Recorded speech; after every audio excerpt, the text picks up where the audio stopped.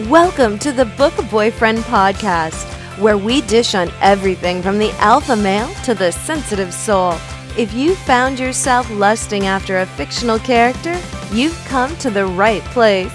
Here's your hosts, Faith Andrews, Elizabeth Grace, Livia Jamerlan, and B.A. Wolf.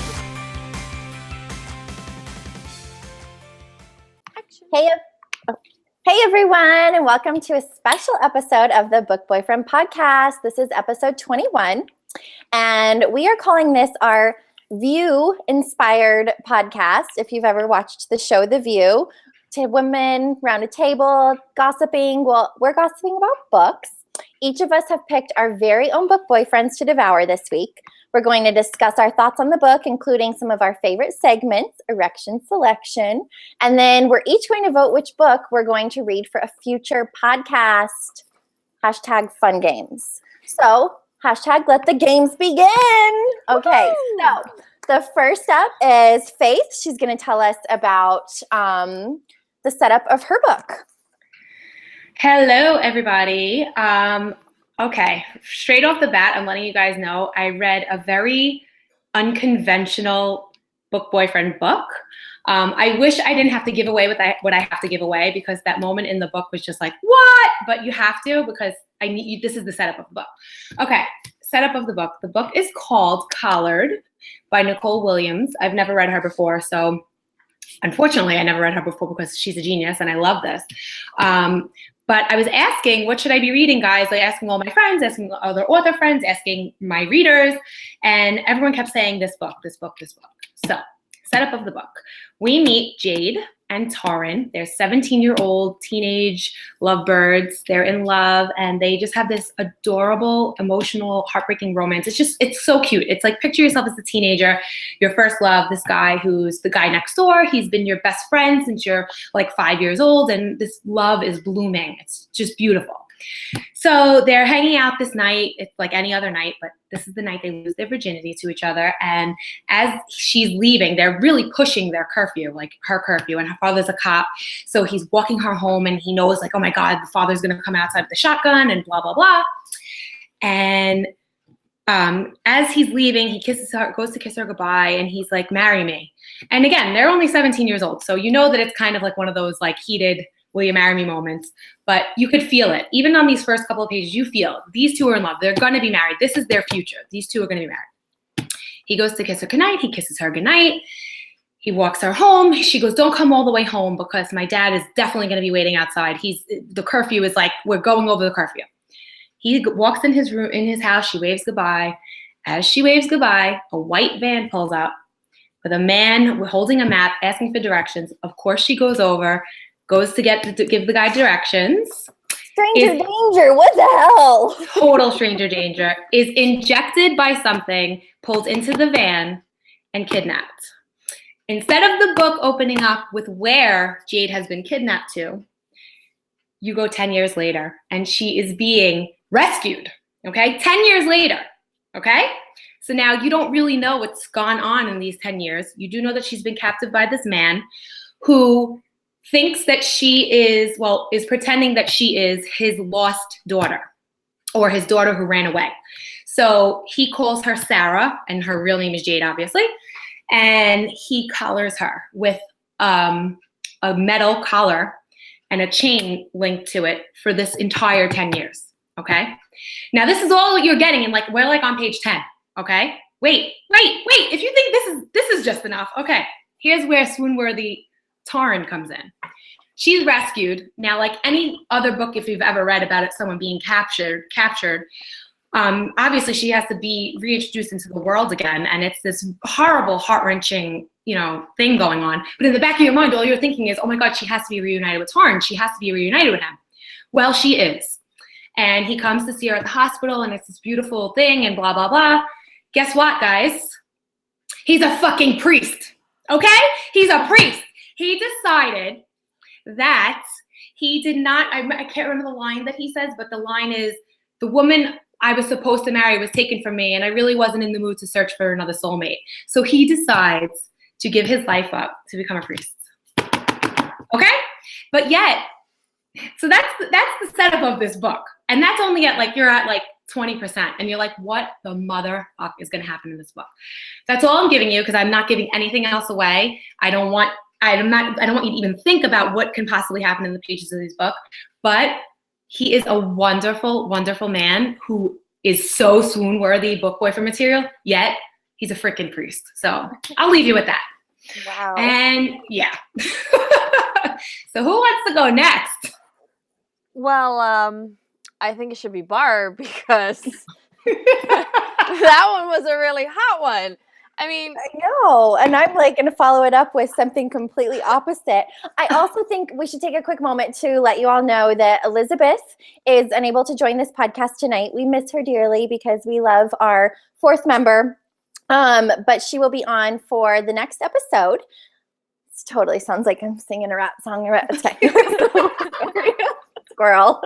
But she will be on next time. I just wanted to make mention of that's why she's not here tonight. She has somewhere else she has to be. So we are wishing her good luck, and she's got this. So we will continue. I guess I will start with my setup of the book. I read 1,000 Boy Kisses by one of my favorite authors, Tilly Cole. This book is so completely different from the one that Jess just took you for a ride on. So I'll take a deep breath. Let's regroup. Okay. This book starts out with 5-year-old Poppy is the main character's name, and her love interest, Rune. And I know 5 years old. This is also a YA, so it's very different from the books that I've been reading, which was kind of a breath of fresh air, because you kind of get the same storyline, obviously not with Jess's book, but you get the same storyline with new adult and sometimes contemporary romance. This was YA. It was such a different, sweet, oh, I love this book. And there's so much that I can't give away. So I'm going to try and do my best. So it starts out, little Poppy, she's running outside, and Rune is out there. Rune is a Norwegian. So he's got beautiful blonde hair, blue eyes. He's just adorable. And he speaks Norwegian. My favorite word that he will say, I'm assuming it means yes, is jaw. So everywhere I go, it's jaw, jaw. Like, I just absolutely love this boy so much. So they decide to be best friends at the age of 5. Okay. They go out, they're next door neighbors. They meet each other. They decide that they kind of like each other, that Rune thinks that Poppy's pretty spunky because she's covered in dirt, and he likes that about a girl. And she's like, wow, you speak a different language. This is pretty cool. So they decide from then on out to be best friends. Fast forward to age 8, and Poppy's being taken from school by her dad to go home to go see her mama, which is her grandma.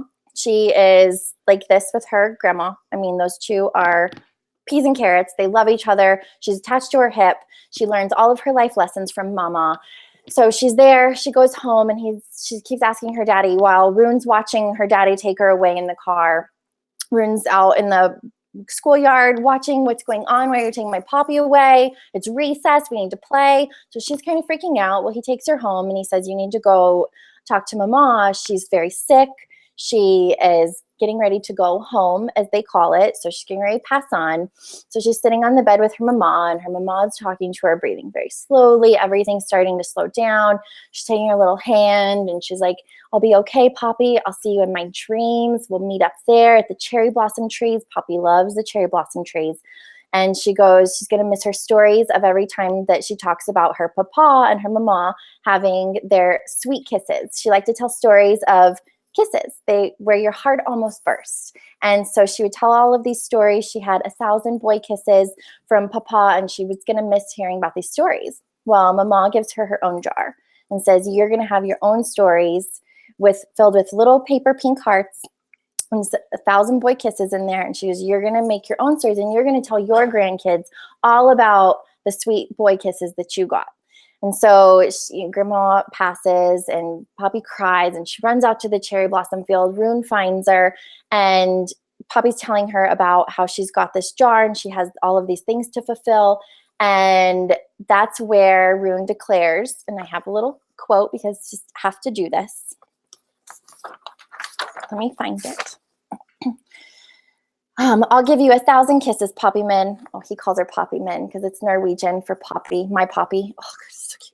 All of them. No one will kiss you ever but me. And this is at age 8, okay? And they're just so, they just love each other so much. That's his best friend. That's his best friend. So they agree on this, that they're going to have Thousand Kisses there, and that's the basis of the story. Well, lo and behold, age 15, Rune has to go back to Oslo, Norway, with his papa and his mama, and he's being taken away from Poppy. So they're moving. They don't know when they'll be back. And that's where I'm going to leave you, because I can't really tell you what happens when he does come back. Things have changed immensely. Rune is hatred. He's angry. He's mean. He's a major bad boy. And it's really hard for me to say this because he's, in high school and he's 18. He's just very sexy bad boy. So wrong. It's so wrong. But she does such a great job of making them so grown up, but not. And so when he finally comes back, Poppy's different. She has been quiet. She stopped talking to Rune. I guess I kind of need to back up. She stopped talking to Rune when he went to Oslo. She talked to him for a couple months, and then all of a sudden, no more phone calls, no more nothing. She just dropped all connection, and that's when Rune went crazy. He just went angry, and so as if he wasn't angry enough for not being there. So he comes back. Things are very different. Poppy and Rune are no longer together. And that's where I'm going to leave you for the setup of the book. Okay. All right, Livy. Well, before I go, I have a question. Or is it told in both of their POVs or just? It is. It is. So you get both POVs, which is also, I loved because it actually starts out with Rune's POV in the prologue when they're 5, and he gets to meet crazy little Poppy. And he's talking about how she's, kind of quirky and she's got her own little sense of style. Mm-hmm. And then so when it skips those few years from 15 to, I believe it was 17 or 8, it's got to be 17. You get his POV, a lot of what he went through. So, because before, when you're kind of listening to Poppy's POV, when he comes back, you're like, oh my God, what's so wrong with him? And then you also want to know what happened to him when she stopped calling. So you get all of these. You get dual POV in it, and she does an amazing job of male POV, especially with this hunk who's Norwegian and who says ja all the time. And you're just like, God, you love him. So that is 1,000 Boy Kisses. I already have an erection selection for that guy. Blonde, blue eyes. God. I picture, what's the guy from? Yeah, I know. You're going to say it. Go ahead, say it. What's the guy who did the Nicholas Sparks movie? Clint Eastwood? Scott Eastwood. Scott Eastwood. He's my hunk for every book these days. I'm picturing Alexander Skarsgård. Ooh, but he's too old. Yeah, but a young him. All right. Yeah. I was just, yeah. Oh. So my go, and I kind of wish Elizabeth was here because she and I are very straight to the point. This is what the book's about. That's it. Wordy bitch. Them two over there. So I read The Sin That Binds Us by Geneva Lee. If you don't know Geneva, she is a New York Times bestselling author. She's in an awesome author group with us. And this was the very first book I ever read of hers. And I'm kind of mad that I actually have to go back and read all her Royals series because I heard those were amazing. But this one was the first one. And I only picked it up because of the cover. Hello. Look at that cover. I know there's like a flash, right? That's Stu Reardon. I don't know if you girls don't know him. Go follow him on Facebook. He is super hot. So I picked it up based on that. There was, of course, a lot of commotion, a lot of buzz about this book, so I decided to pick it up. And for me, this book kind of hit home only for the fact that I once dated somebody who had a serious drug addiction. So there are many triggers if you've been in that relationship, if you have been to Narcotics Anonymous, if you've been to whatever that is, it's going to be a trigger for you. So the setup of the book, you meet, her name is Faith. Faith, I think you like that, right? Her name is Faith. And she lives in Port Townsend, Washington, with her little son who is deaf. And the book, straight to the point, my kind of book. There's no big setup. She's at Narcotics Anonymous, and here he is, Jude. He's the kind of guy who you just stay away from. He's her past all over again. He's what led her down to the road of getting pregnant and having her child be deaf because of all the drugs that she was on. So she's like, he's already bad for me. There's no way in hell I'm going to get with him. And of course he comes out of, they like bump into each other in narcotics. And I know we're not doing the meet cute, but I have to because this is how the book is completely set up. she bumps into him and almost burns him with coffee, and he kind of makes like a sarcastic remark about like, oh, don't burn that, I need it, referring to his junk. And she's like, oh, assholes like him, whatever.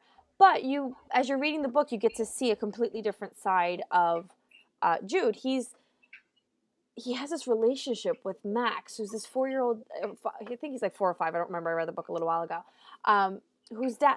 And so if you remember when we read Crew, Adriana's Sacrifice, and there was Crew who had the relationship with, what was her name? Everly. It's just like that, but it's with a little boy who can't hear. So immediately you're like, he's an asshole, but he's like falling, like, he's going into her heart. And I have to say, Geneva's writing is absolutely gorgeous and beautiful. And of course, they're in this tiny little town where everybody kind of knows your name, and he's there for a mission, which you kind of don't know until the twist of the plot.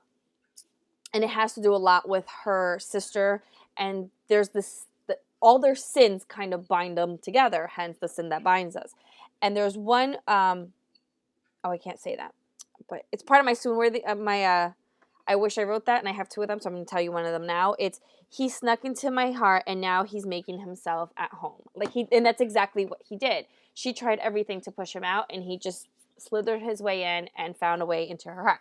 So that is the setup of The Sins That Bind Us. Back to you, Barb. Jeez, love it. Okay, I'm like so excited. This is way fun, right? This is so cool. These are like 3 very different books, but like yeah. And this one I was like, oh my god, he has her collared. What? Now he's a priest? Wait, they're 5 and falling in love underneath a tree. I'm like, oh, this is gonna be great. This is good. These are really good. So let's get to our impressions of our heroes. The reason we're here, the book boyfriends, the meat of the story. Faith, take it away with our collared priest. Okay. Doesn't that just sound sinful? I love it. Okay, every single word out of Torrhen's mouth is like highlighted in my book. Like everything he said was beautiful. But I don't know, everything like just made my heart beat for him. Like I can't explain it. I really can't. He was the perfect hero. At 15, you're loving him. At 17, I'm sorry, you're loving him as a 17-year-old boy who's not afraid to wear his heart on his sleeve, and who's basically like, I mean, he's proposing marriage at 17. What 17-year-old boy is ready to do that? Like, I know my husband wasn't. We met at that age, and he was like, hell, you're waiting 10 years. But he was everything out of his mouth. Then we meet him 10 years later as a 27-year-old priest, and I know this is going to sound so crazy, but I loved him even more as a priest because he is this man who you're finding out his whole mission in life for this 10 years was to find Jade. Like he dedicated his entire life for the love of this girl. So my first impression of this man is he was completely selfless and the perfect man to like choose to be a priest. Like, although you don't want him to be a priest because you want him with Jade, but I was like jealous of God. Like I was jealous that he was married to God. Why did he do this? Like I can't explain it. Like, I was wishing for anything other than that. Like when you're like thinking, okay, it's been 10 years. He's probably married or he has a kid or he's gay or he's whatever, or he moved away or he just doesn't give a shit anymore. No, he's a fucking priest. Like there's no chance anymore, you know? So the first impression that you will get immediately reading him is selfless. That's the best word I could describe him as. But he's not your typical priest. Like you have to remember, he's still this boy who loves this girl. And he's also like, at one point he says shit and she's like, a priest allowed to say shit? He's like, I'm still the same guy. I'm just, I'm wearing this now, So that's the first impression of Torrhen. You're going to love him. I know you're too. Oh my He's collared. God. Isn't that amazing? Because you read it and you're like, collared, okay. So like when I told people that, they're like, oh, you're reading an S&M book. I'm like, nope, not S&M at all. And then you find out her thing, and then you find out his thing, and you're like, holy shit, this collar is the whole book. Like, it's just crazy. It really was. Yeah, it was a great premise for a book. So I don't know. We'll see. Maybe we'll all get to read it. But yeah. So who's going next? That's you, Babs. Okay, back to my sweet little Norwegian bad boy. Okay. Duh. So I'm just going to start with my first impression is a direct quote from Poppy. Okay. They're in high school. You have that whole bad boy indie style thing going for you. The girls can't help but want you. You're perfect. Literally, this boy's perfect. Got prettier hair than me, gorgeous, beautiful model-esque eyes. He does this little thing too where he breaks his hands through his hair just to kind of get it out of his eyes because it's so long. And she mentions it all the time, and you're just like, ugh. Like he's just, and it's so wrong because it's YA and he's like in high school, but I'm like, he's just, if I was high school Barb would like high school. That's what's so fun about YA, because it brings you back to that. It does. You know? Like you feel like you're in your high school hallway and he's sitting there, his leg kicked up against the wall, waiting for Poppy to come out of her orchestra concert. And I was in the band too, so he'd like me. And he's sitting there, flipping his hair back, and he's like, I picture all of this. I feel it. And what I loved most about him is even though he was bad boy and he wore black, loved black t-shirt, he loved photography, he was very indie, like she said. So what I loved about him though, even though his bad boy style, he still was a one woman kind of man. He didn't care that there was popular girls. He didn't care that Poppy was quirky, that she wore bows and she had different style and wore dresses. And he didn't care about any of that. And I'm going to give you a quote because that's what I do. So people didn't understand that after all this time, she was still mine. We were only 15, but since the day I kissed her in the Blossom Grove, aged 8, there had never been anyone else. I had blinkers on to any other girl. I only saw Poppy. In my world, only she existed. He loves her so damn much that when he got torn from her at age 15, it literally broke him. And then when she stopped calling him, he went off the deep end. And you can only imagine what it did to Pop. And mine was, oh my God, girl, why would you do this? Like, there's email. Come on now. You know, there's tons of ways to connect with somebody. And, you know, when you find out what happened in her world and why, and then when he finds out, and it's just this one big, sad, beautiful story. And so you feel for these two. But he's fabulous. Like, you can't even. I love him. Like, love Rune. I love him already. All right, Liv. What about you? All right. So again, we don't get to know much about Jude because the book is mostly told in Faith's POV, and there are some flashbacks that are in his POV and very little other parts that are in his POV. But he's like mysterious, and he is completely captivating. And from like the first time you meet, there's like this pull between them. And give me 1 second, I could pull it up. No, actually, it's gonna take too long. I'll get back to it later. But he has these like swoon little moments that he says things to her, and the way he is with Max, that you're just like, oh, come on. He really was. You know who he reminds me of? And this is why I'm going to win, that we're going to read this book. The air he breathes. Oh, Brandy! Just saying. Yeah, That's what he reminds you of. He has all his dark secrets of his own, and he's trying to fight it. But he has this pull towards her, and he even says to her, he's like, life is messy, sunshine. Some of those messes are ugly, but this is a beautiful one. I was like, oh, sweet baby Jesus. And then he says to her, he says, every time I realize it, I fall in love with her all over again. This woman who sings too loudly in a car and loves too fiercely. She's not as fragile as she thinks she is, but she does not stop. That doesn't stop her from caring too much. She's learning boundaries. We both are. Every day we take new steps together and apart, but we always find our way back to each other. Like, he has these thoughts in his head, and you think he's such an asshole from the beginning, but he's not. So I was bound to him. Like, he was definitely swoon worthy. And I mean, who doesn't like stew with a little kid who's deaf? Yeah, I can't even. My ovaries just went boom. Pop, pop, pop. Pretty sure I'm pregnant. Just from listening to all of this. Oh my God. Stop it. He's a priest. He's an indie job moving hair. He's a recovering drug addict. You know. Who talks to deaf boys? Like, I can't even right now. There's too many hot men going on right now. Okay, so this is one of our fun segments, swoon-worthy moments in our book. Okay, I can't even wait to hear this one. Faith, what is the swoon-worthy moment that you have? Oh God. All right. Let's remember, in both of your books that you chose, there's male POV. We don't get his POV in this book at all. We're only getting Jade's POV, and you have to understand, it's a very, very deep, dark POV. Like, she she's really struggling. Like I'm bringing that up later on when I wish I wrote that, but like, no, I don't think, because I know people who have spoken to Nicole, no, I don't think she was held captive at any point in her life, but like, you really think she was, because it's deep. Like every single step that I would imagine a woman who has gone through this has gone through is in this book. So this was one of my favorite moments. I mean, anything this guy did was swoon worthy, but I mean, come on, the dude became a priest because he didn't want to ever be with another woman again. If that's not swoon worthy, I don't know what is, but so Jade has this love-hate relationship with the dark because she was kept in the dark for a little while. But yet the light is very, it's hard for her to deal with it, not only physically because of the way it hurts her eyes, but she just doesn't like all eyes being on her. And she's having a really hard time reconnecting with the world. But her parents throw her this sort of homecoming thing after a little bit of time. And she really doesn't want to go to it, but she's appeasing everybody. She's really doing everything for everybody else. And you have to remember, she was taken when she was 17 and now she's 27, and she doesn't know how to be an adult. Like, she doesn't. She's still this child, and her parents are still making her do these things and blah, blah, blah. So she walks into this huge party, and there's all these family members she hasn't seen in 10 years, these old friends she can't even remember some of their names because she's blocked this stuff out of her life.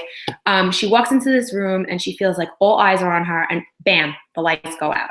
And behind her is this familiar touch and this soothing voice, and it's Torrin. And we find out that he was responsible for this mini blackout because he knew that Jade was not going to be able to deal with this. So he made the lights go out, and because he knew what she needed in that moment, and he wasn't even there when she first walked in. Like, it's not like he walked in with her. She walked in with her family. All of a sudden he shows up like this, like, guardian angel type of thing.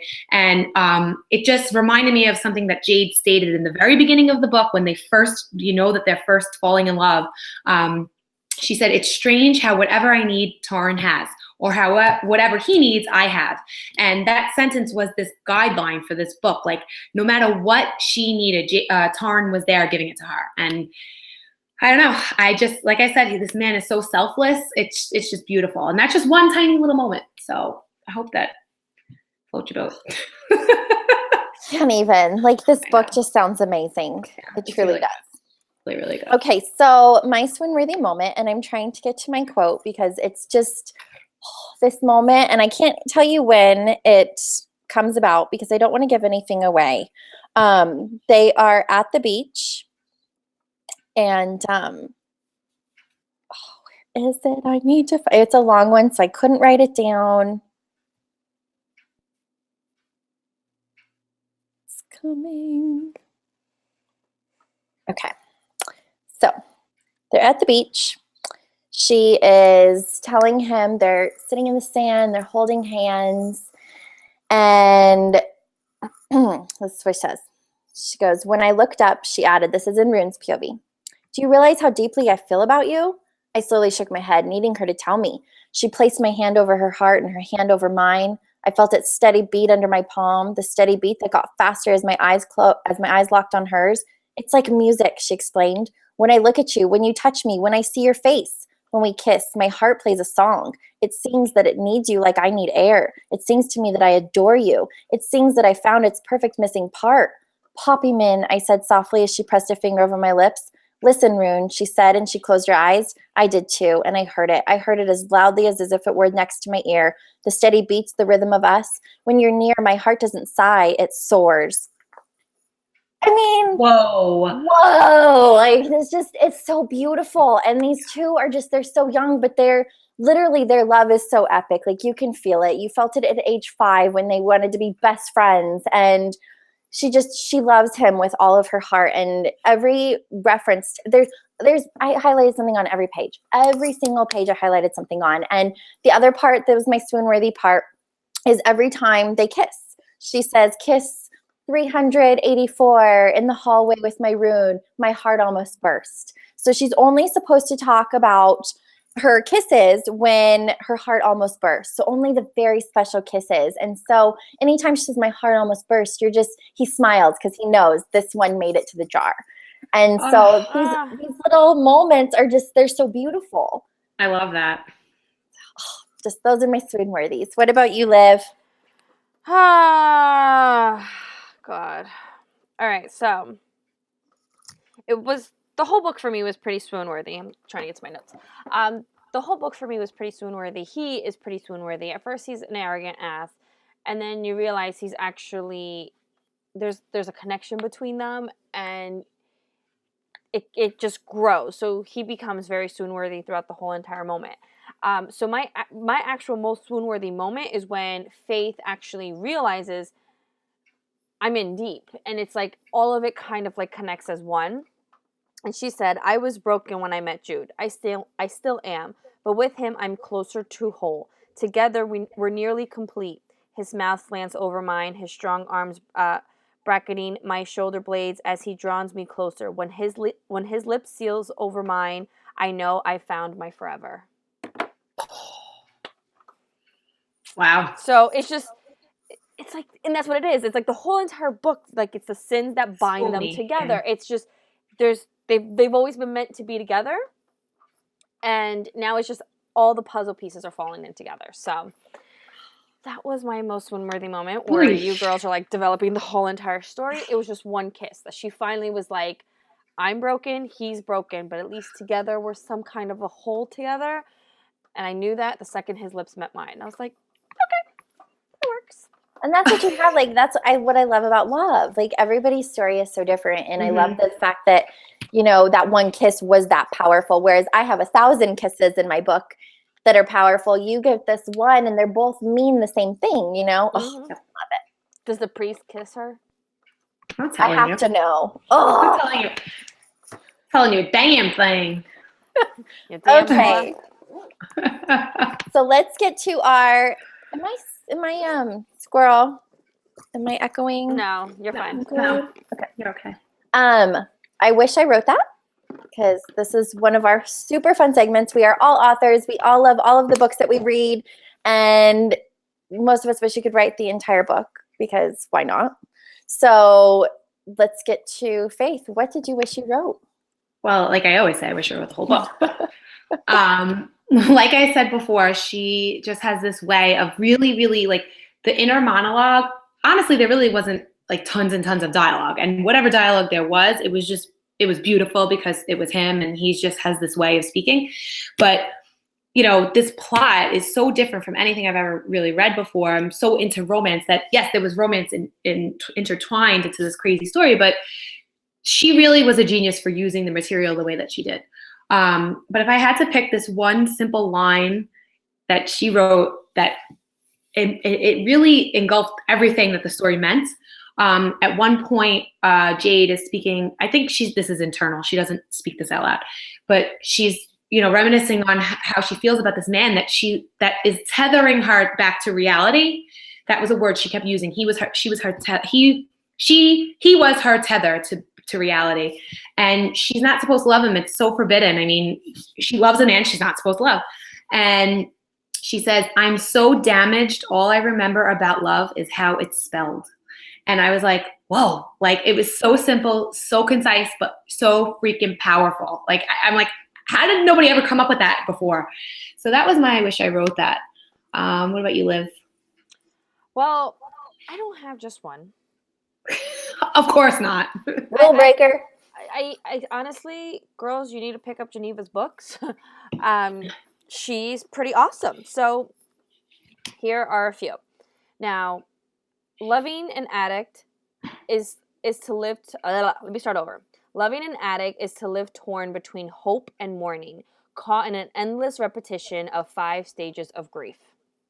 Yeah, wow. I feel that. Yeah. Right? And I mean, so if you've read any of my books, you know that in Coherent, Braylon struggles with a drug addiction. That was written with a lot of truth of what I lived through. So like this, I was like, this book was definitely a high trigger for me. So I was like, this was awesome. Then another one. Everyone's an addict. We all have our drugs. I'm like, yeah, very true. Wow. I'm very addicted to chocolate.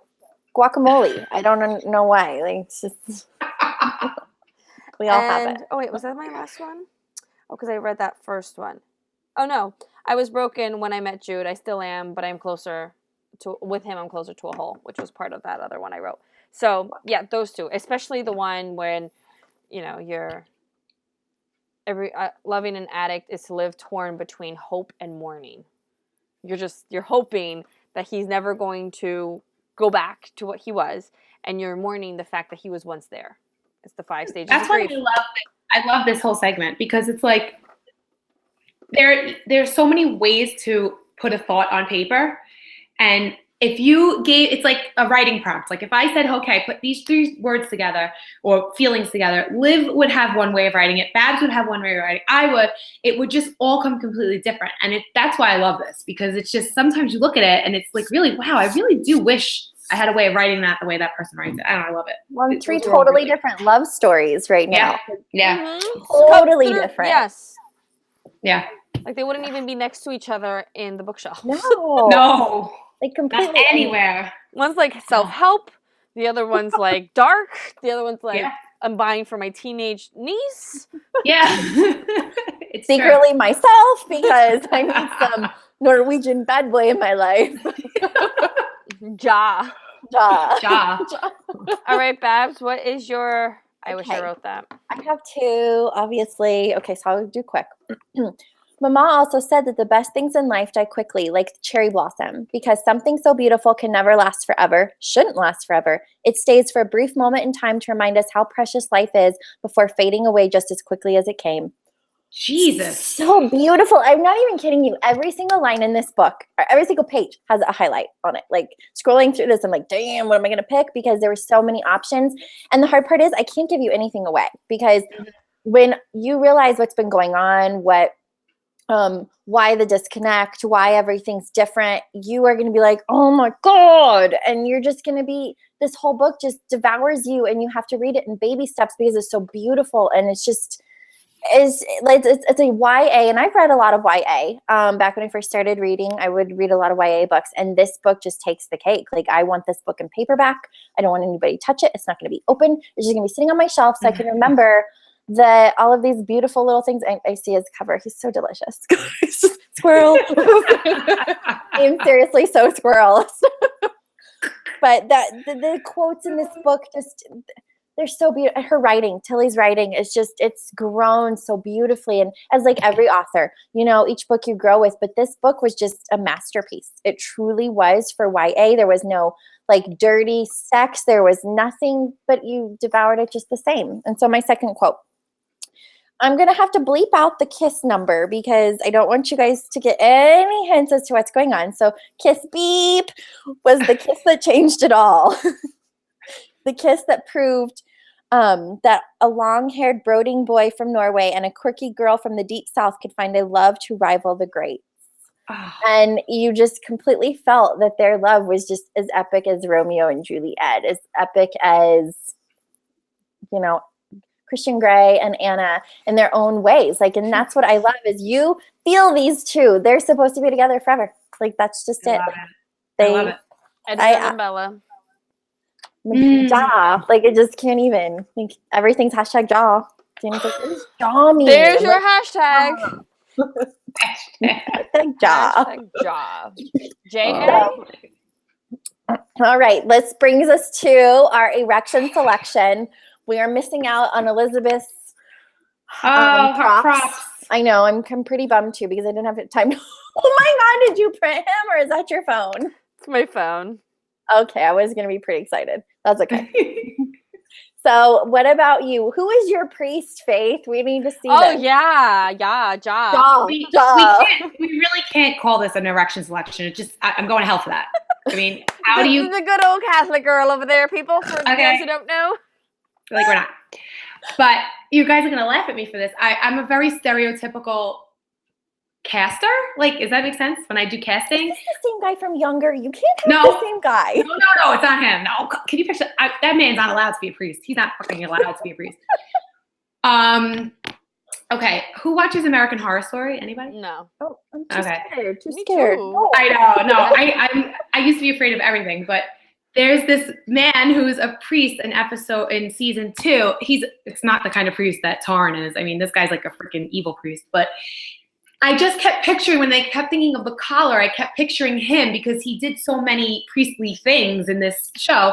His name is, I forget his name, Joseph Fiennes. He's Ray Fiennes' brother. He's been in lots of things. Let's see. Do you see him? Tilt it. No. To the down. Look. He sees like evil eyes. No, he's not evil. There you go. Oh, okay. Oh, there we go. Oh, okay. Okay. Okay. You know who I'm talking about, right? Yes. I mean, he's definitely a little bit younger than that, but he that's who I kept picturing, and that's my story that I'm sticking to.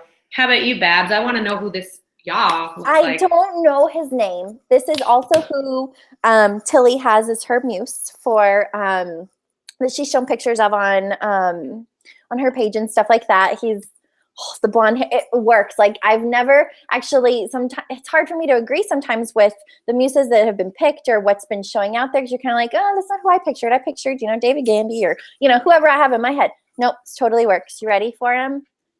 Oh, yeah, that's him. It works, like completely. Norwegian, bad boy. He's like wearing his black. He's got his long hair. Can you picture him flipping it? It's like jaw, and he's smoking, and he flicks his butt over there, and it's just, See, to me, a guy can't have better hair than me. He has beautiful hair. Like I want him to braid mine, and I'll braid his, and we'll just have a party. Braid them together. Do a joint braid. Oh, yes. You'll be like, what is that movie with the blue people? Avatar. Oh, Avatar. Yeah. We're gonna braid our hair together. They make and I'm love gonna be like, with braids. Oh my twist God. number 105. We braided When we braided her hair, and my heart almost burst. Boom! Like this is legit. So, what about you, Liv? Well, I can't pick anybody else than who Geneva had as her cover, which is Stu. Woo. Oh, I love him. Yeah, you see, you see the tattoo? I love it. Mm-hmm. Yep. Oh wait. Oh yeah. There he. Oh. Ooh. Yeah, that's a good one. Let's ride a motorcycle, shall we? Let's. I can't. Oh, Tim should really see your freaking scrolling. Oh man. Hold on. We he works out too. And he likes the beach. I love the beach. Getting his hair cut. And he's like, "Ooh, there's a pebble here. I should pick it up for you. I'm thinking of you." Selfie. He's drawing a heart in the sand with his toe. Okay. I should be like Elizabeth and say, "I took this picture when I was sitting on top of him." Yeah. She'd be so proud of you. She would, right? This is when we went for coffee. And I love him on the beach. Does he own any other trunks or no? I've ripped all the other ones. I really do love that motorcycle. He's like, do these jeans goodness. make me look fat? And I'm like, no, honey, you're perfect. I can't Like, what about when I do this? I like fat like this. He likes me to tickle him. That's why he does that a lot. Oh, that's his sister.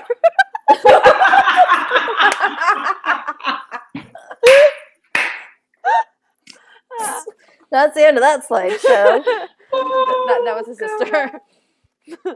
Oh. Okay, well, so I think that we need to take a vote. Oh shit! I'm getting a point. I'm getting a point. I didn't. I'm not even joking. And we can't vote for our books, right? Nope, we can't vote for our books. Oh, I have to write this down? Yeah, look Please at all hold. Squirrel. These are on my LuLaRoe inventory. Oh. This is my LuLaRoe inventory, people. Wait, I'm getting a piece of paper. Hold. Please hold. Hashtag pause. Hashtag pause, people. I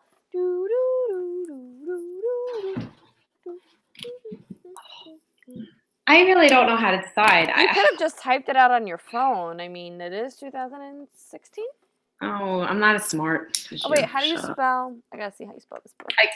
You can't tell. We can't tell you. You just can't vote for it yourself. So, are we filling in a vote for Elle or nah? No, we can't. You want to? Does anybody want to text her? She's not up. She's not up. She gets up early to write.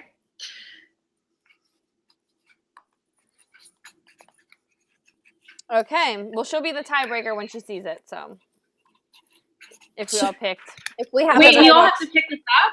yes. Holy shit, hold on a second. I'm getting very nervous. Oh, clearly we know what book you're writing. It's taking you forever. No, I'm not. I already wrote it. Uh-huh. I'm just making sure I drawing spelled it hearts right. on it, okay? She's drawing squigglies, little aliens. Okay. I wanted to make sure I spelled it right. Okay. Oh, I put all mine on like a tiny little ripped piece of paper. Me Like, too. all Me folded, too. all secretive. Oh, I got a book. Okay, so do you like my drum roll? All right. What book you picking?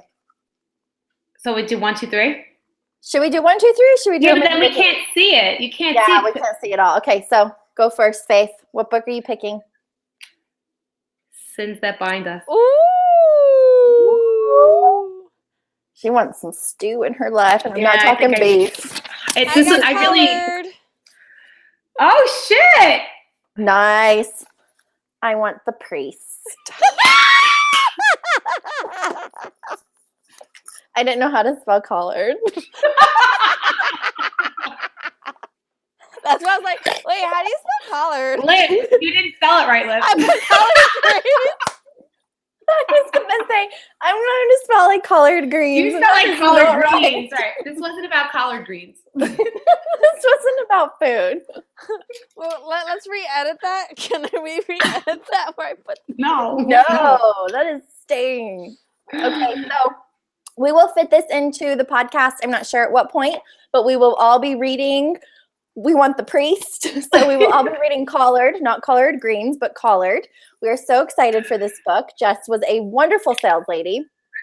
So with that, time for our sign off. This has been a super fun episode. I love this. I hope we can do more of them. And of course, include our wonderful co-host, Elle, who is not here with us tonight. Please head over to www.bookboyfriendpodcast.com and subscribe to our YouTube channel. It's very important that we get subscriptions, that you guys keep watching us. The more you guys watch us, the more, the bigger authors we can even get on for the show, which is so much fun to have the authors on to interview. So maybe we can get one for collard greens. Please check us out on Facebook, Twitter, and iTunes. And hit us up. Have you read any of the books that we read here tonight? Did you read Collard? Did you read Sins That Bind Us? Did you read 1,000 Boy Kisses? If you want to talk to any of us about it, go to Facebook and find us and send us a message. We would love to gossip about our books. And if you have a suggestion for us, we would love to hear them. We are always in the market for a new book boyfriend. Most importantly, we're not a blog. We don't review. We're just 4 author friends who love to read and gossip about our books. So until next time, bye everyone. Peace out. Adios, amigas. Thanks for joining us. You can find out who will be on upcoming shows and what books we'll be discussing, as well as more about our hosts at www.bookboyfriendpodcast.com.